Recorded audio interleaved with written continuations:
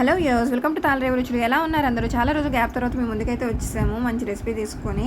ఇన్ని రోజు గ్యాప్ ఎందుకు వచ్చిందంటే మా పిల్లకైతే తన ఎనర్జీ లెవెల్స్కి మాకు అస్సలు సూట్ అవ్వట్లేదండి. మెల్లిగా ఎలా అయినా సరే వీడియోలు పెట్టాలి అన్న స్ట్రాంగ్ డిటర్మినేషన్తో మేము ముందుకైతే వచ్చాము. సో దయచేసి కొత్తగా మా ఛానల్ చూస్తున్న వాళ్ళు సబ్స్క్రైబ్ చేసుకోండి. రెసిపీలు నచ్చితే లైక్ చేయండి, సబ్స్క్రైబ్ చేయండి, అలాగే షేర్ చేయండి. మరి ఆలస్యం చేయకుండా రెసిపీలోకి వెళ్ళిపోతాం. ఆల్రెడీ మీకు ఇంగ్రీడియంట్స్ చూడగానే అర్థమైపోయి ఉంటుంది కదా ఈరోజు మేము చేయబోతున్న రెసిపీ ఏంటో. మెత్తళ్ళ ఎగురు మాట, దీన్ని చాలామంది నెత్తళ్ళని కూడా అంటారు కదా. సో ఎలా చేసుకోవాలో చూసేద్దాము. మేము మట్టి పాత్రలో చేస్తున్నాము. సో ముందుగా గిన్నె పెట్టేసుకొని మట్టి పాత్ర పెట్టేసుకొని అందులో ఆయిల్ వేసుకుంటున్నాము. ఈ కర్రీకి నెత్తళ్ళ ఎగురికి పర్టికులర్గా గానుగు నూనె లేదా నువ్వుల నూనె ఉంటే చాలా టేస్టీగా ఉంటుంది అన్నమాట. అండ్ ఆయిల్ కొంచెం ఎక్కువే పడుతుంది కర్రీకి. సో ఆయిల్ వేసుకొని ఆయిల్ మంచిగా వేడెక్కనివ్వాలి. ఆయిల్ వేడెక్కితే మనకి పచ్చివాసన అన్నది ఉండదన్నమాట. సో ఆయిల్ వేడెక్కాక ఒక 5 నుంచి 6 పచ్చిమిరపకాయలు వేసుకున్నాము. చేపల కూరలో కారం ఎక్కువ ఉంటేనే బాగుంటుంది కదా. సో పచ్చిమిరపకాయలు ఒక 30 సెకండ్స్ వేయించుకున్నాక అందులో 2 రెమ్మల కరివేపాకు వేసుకొని ఒక 30 సెకండ్స్ వేయించేసుకుని మనం పేస్ట్ చేసి పెట్టుకున్న ఉల్లిపాయ ముద్ద వేసుకున్నాము. నూరుకున్నదైనా సరే ఆ ఉల్లిపాయ ముద్దలో ఒక ఎండుమిరపకాయ వేసుకుంటే కర్రీ చాలా టేస్టీగా ఉంటుంది అన్నమాట. సో అది వేసుకొని నూరేసుకున్నాము. అలాగే కొద్దిగా సాల్ట్ వేసేసుకున్నాము. ఇప్పుడే రుచికి సరిపడినంత సాల్ట్ ఇప్పుడే వేసేసుకున్నాము. ఆల్రెడీ మనకి ఉల్లిపాయలు వేగడానికి అయితే ఎక్కువ టైం పడుతుంది కాబట్టి ఈ ముద్ద మనకి త్వరగానే వేగిపోద్ది. సో మంచి మీడియం ఫ్లేమ్లోనే వేయించుకోవాలి. ఫ్లేమ్ ఎక్కువైందంటే ఉల్లిపాయ ముద్ద అనేది మాడిపోద్ది అన్నమాట. సో జాగ్రత్తగా సన్నటి సెగ మీద వేయించుకోవాలన్నమాట.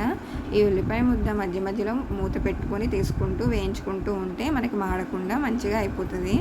ఉల్లిపాయ ముద్ద ఆల్మోస్ట్ వేగిపోయింది. ఇప్పుడు ఇందులో మసాలా పేస్ట్ వేసుకున్నాము.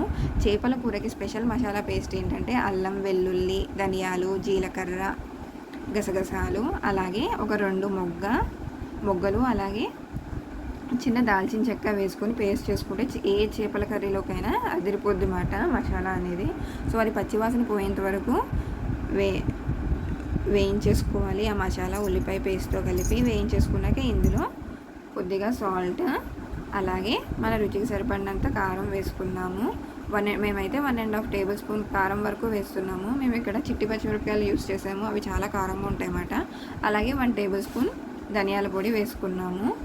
ఏ కర్రీలోకైనా కొత్తిమీర వేస్తే ఎంత టేస్ట్ వస్తుందో ధనియాల పొడి వేసుకున్నా కూడా అంతే టేస్ట్ వస్తుందండి. ఇవన్నీ కూడా బాగా మిక్స్ చేసేసుకున్నాము. ఇవన్నీ బాగా మిక్స్ చేశాక మంచిగా తలతల్లాడే నెత్తళ్ళు అందులో వేసేసుకున్నాము.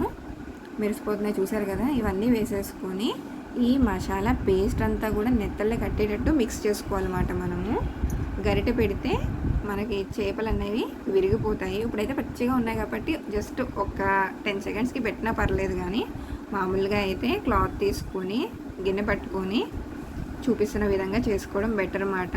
మసాలా అంతా కూడా చేపలకి బాగా పట్టి చేపల ఫ్లేవర్ తినేటప్పుడు చాలా బాగుంటుంది ఈ చిట్టి చేపలు తినేటప్పుడు. సో ఇప్పుడు ఈ కుండ మీద మొత్తం అంతా మిక్స్ చేసేసుకుని మసాలా ఒక 2 నిమిషాల పాటు పట్టనిద్దాము. పట్టాక అప్పుడు ఇందులో ఒక 250 ml వరకు వాటర్ వేసేసుకున్నాము. వాటర్ కొంచెం ఎక్కువ వేసుకుని బాయిల్ చేసుకుంటే మనకి నీచు వాసన అన్నది రాకుండా బాగుంటుంది అన్నమాట. సో ఇది వాటర్ వేసేసుకుని ఇంకోసారి బౌల్ని ఇలా రొటేట్ చేసుకుందాం, గిన్నెని, మట్టి పాత్రని.